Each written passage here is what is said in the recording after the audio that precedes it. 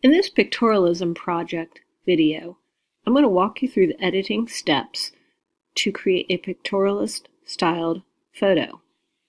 You'll remember from class we talked about pictorialism as occurring soon after photography's invention. People started asking how they could make art out of this new media and not just documentations or visual records. Pictorialism was one of the first movements to address this question, beginning in the 1850s, and it continued roughly to the 1940s. Pictorialist photographs were made with soft focus lenses that reduced detail and were handmade prints that resembled drawings. These images frequently featured people in costume representing mythological or historical characters. The images were often symbols of romanticized ideas about life and people.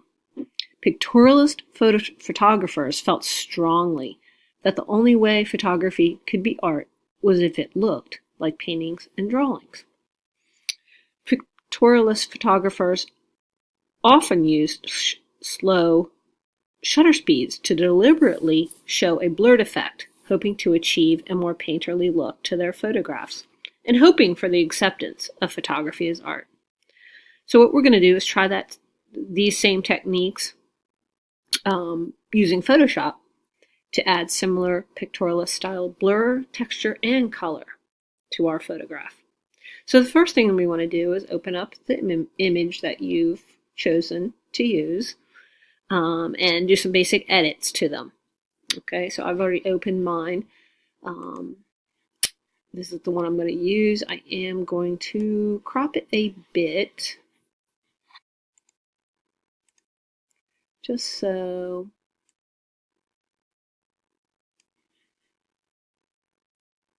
now remember when you're doing your edits, if you need to, straighten any horizon lines or, tilt any buildings so that they look more visually correct. Go ahead and do that now. I mean, just looking at little things like this little horizon line there. I know it's part of the stone, but just having that base sort of straightened horizontally helps. What else? Maybe add a little bit more on that side. Okay, so as soon as you get your crop, go ahead and fix that. I'm going to go in and do just our basic image adjustment levels. I'll try auto and see what that does. Darken up the image down there a little bit. I might go and make it just a little bit darker for this. Okay.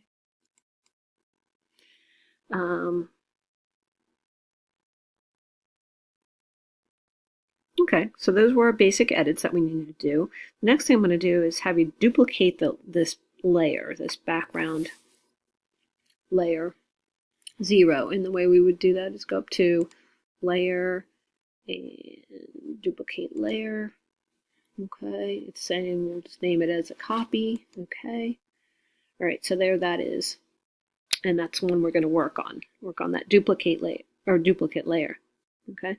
First thing we're going to do is add a couple filters to this background copy. We're going to go up to Filter and Noise. Remember, noise is where you can see little dots of the pixels or the color. Usually undesirable in a photo, but this time we're going to use it to our advantage to create this sort of dreamy effect of an old-time photo. So you can use this slider to increase the size. Even though it doesn't look too big there, we can actually start to really see the different dots of color. Okay, that might be a little too much. There's no real right or wrong here. It's how it looks good to you, in your actual photograph. So you can, play around with all these adjustments. There's no certain number value that works or is the right one. It's all dependent on your U.S. artist and your photograph. Okay, I think that looks pretty good for now. So that was the noise. Now the next filter we're going to do is called the blur. So we're going to go to blur, or yeah, blur, and then go down to motion blur. Okay. Now this, as you can see, it gives sort of that effect that we had talked about when we did shutter speed, that either a slower shutter speed or, the camera was deliberately moved while the photo was taken, so we can add that sort of effect. You can choose which direction you want the blur to be going. Here it's going horizontally, indicated by the horizontal line in the circle there. You can change this value to any degree that you'd like it to be. So I changed it to 90 degrees. It's going up and down. Whatever, again, works better for your image. I think I like it as the horizontal blur for mine. And then you can use the slider to dictate how much or how little of the blur that you want. Okay. I think that looks pretty good. Again, that's your call as the artist on this one. All right, so those were our two filters that we're going to use. The next thing we're going to look at is adding some texture. So we're going to add an overlay. And to do that, you should have already done maybe a Google search for a texture that you could use. You could use anything such as rain, lace, old paper. You could use something that you photographed as a texture. The one I am going to use is, it kind of looks like old paper. So I'm going to go File, Open. I'm going to try this one, Torn Creased Paper. So we're going to open that. All right. I'm going to rotate it so that it fits more the size of or the direction of my image. And then I'm going to say Edit,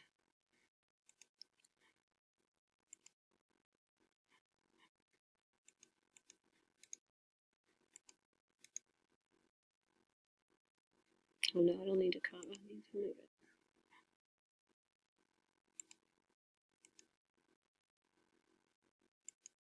Okay. Oh. I'm going to copy it and then go to my St. Joseph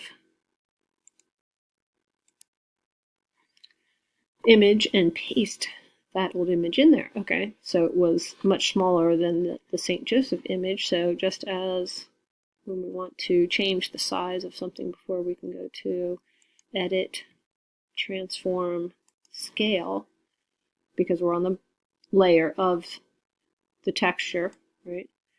And adjust the size. We don't have to hold the shift down. We just want it to cover over our image. Okay. Now it's covered over our image, so how do we let our St. Joseph statue show through? What we can do is change the opacity. Okay, so right up here in the Layers panel, we're on that layer. Let's open up that slider and slide it down a bit. Again, this is up to you on how much or how little. Okay, you want some of the texture showing through, but it's your call on how much. Okay, I think that looks pretty good.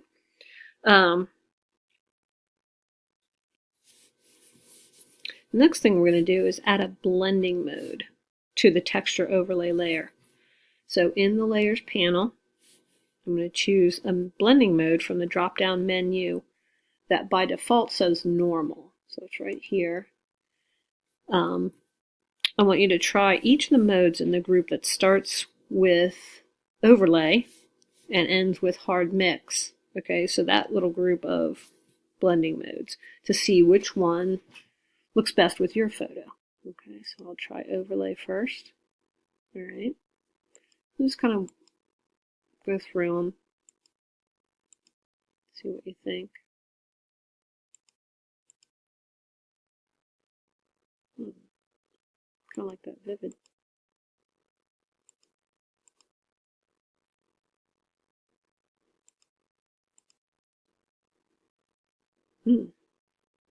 It's pretty dramatic. I think I might go with that one. Okay.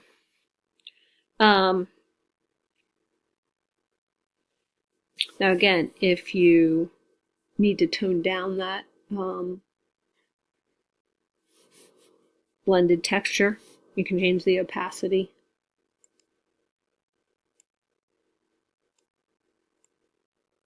Of that. Do you like it?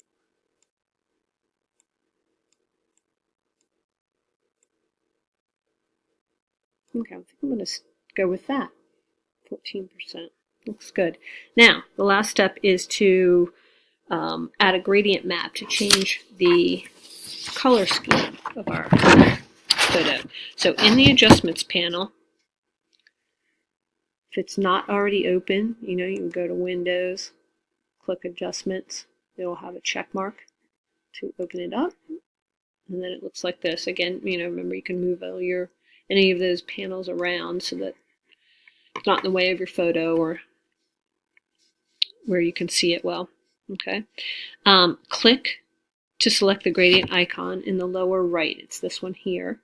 You hover over it long enough, it says Gradient Map. Okay.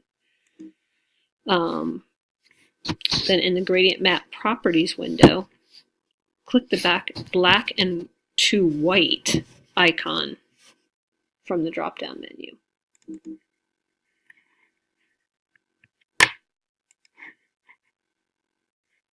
That wants me to apply that transformation, so we'll do that. Okay. All right, now I know we don't want to use that color, but as soon as you hit the gradient map icon down here, this will open. Okay. So go to this drop down in the gradient map properties and click on the gradient that goes from black to white. It's the third square on that choice. Okay. If you double click then in the gradient bar area, you'll pull up the gradient editor. So if you double click in that bar area, here's our editor. What we need to do here is double click on the small black square, this one below this bar. Okay. And it will call up the color picker window, and you can choose a new darker color. When you're happy with the color, you can then just click OK, and that's chosen. So you can play around with what it might look like if you want to go to a different area in the spectrum. You can do that. Okay.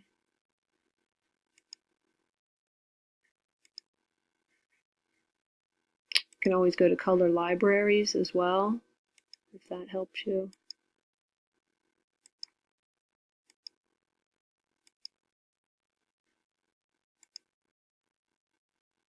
I like that blue. You don't have to use blue, but a lot of times blue does end up looking nice with it.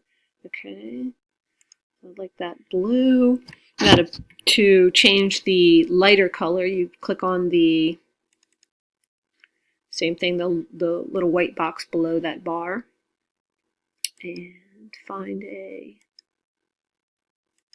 lighter color that you like.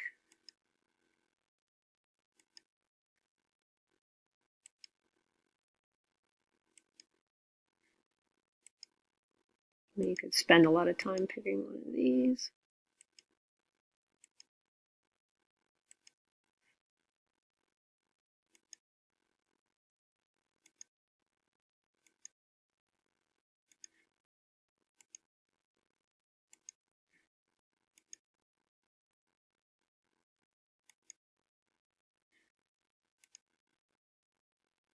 I like that.